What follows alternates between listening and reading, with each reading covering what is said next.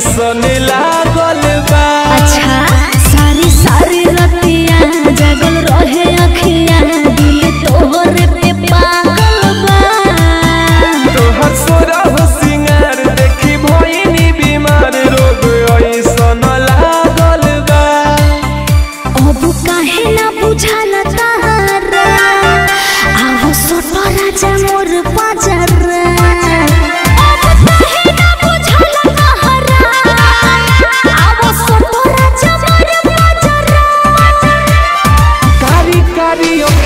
के कजरा नीक लागे गोरी हो तारा तारी तारी अखिया के कजरा नीक लागे गोरी तारा। कारी कारी अखिया के कारी कारी अखिया के कारी कारी अखिया के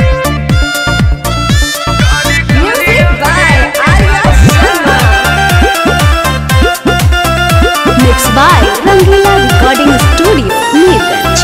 बारे रूपावा बिजोड़ तोहर नइखे हो जोड़ लागो तारू हाई फाई हो। सुनो रंजन रंगीला मुकेश काहे करेलो